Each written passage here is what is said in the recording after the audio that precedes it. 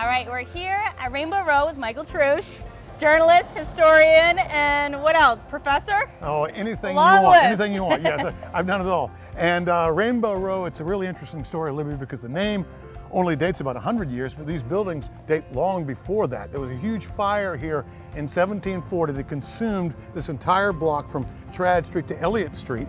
And at that time, this was all water. On the other side of the sidewalk, these were wharves with big tall ships that were bringing in, or actually exporting, rice, cotton, and indigo. So there was a lot of money, and it was easy to build these back because there was so much money in Charleston.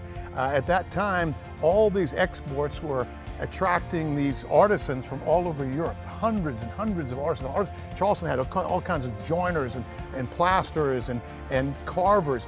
And as well as that, we had a sizable black population, and a lot of free blacks and slaves became artisans themselves. So a lot of hands went into the building of these buildings. Now we know there was color here on East Bay Street back in the 1830s from old lithographs. But the way they did it was a very expensive layering process where they would scrape the bricks, create crevices, and put a first layer of stucco that would hold, and then another layer of stucco mixed with powdered pigments that came from mineral sources that would give it color like this. But because it is mostly sand, at least in those days, it would easily come off. So here's what happened. You had this beautiful row, lots of money. Then came the Civil War, and the economy was devastated. And things fell into disrepair. And the iron ships got bigger and bigger and bigger, so they couldn't fit in these shallow draft areas. So all the shipping moved up the peninsula where it is up at Union Pier and Columbus Street today. And with the shipping gone, fortunes declined here and the buildings declined. This is the original Rainbow Row building. This was built in around 1740 by a merchant named Othniel Bale, who had a wharf right across the street. Like all the others, went into disrepair after the Civil War. The stucco color faded until 1920, when a woman named Susan Pringle Frost decided just to wander into one of these abandoned buildings that looked so bad, and she was stunned at what she found. They were wonderfully built inside, and that's why they stood so long. Susan Pringle Frost convinced Dorothy and Lionel Legg to buy this in 1931. They got their contractor Gilliard Dodderer, who suggested they restore a nice pastel to dress it up. And he got the idea from Josephine Pinckney over on Chalmers Street, who had been to the Mediterranean.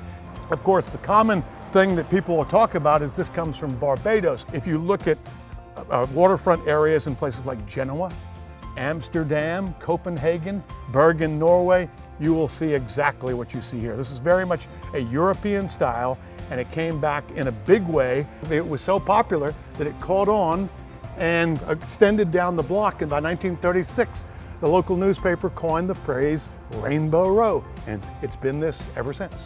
They have strict standards as to what you could do on the outside. The inside is not particular. You could put your private bowling alley inside if you wanted to, but outside you do have to maintain an historic look. Now, as for specific colors, that isn't always the case. You can find some historic precedent of a color that they'll let you change. I've seen in my lifetime some of these colors change. So it has not been a strict standard rainbow since the 1930s, but they're not going to let you put anything on the outside unless it's approved. The enduring legacy of Rainbow Row is that Charlestonians from all different walks of life came together to make this what it is today. You had black, white men and women who built it and preserved it and made it into one of the most iconic landmarks in the world today.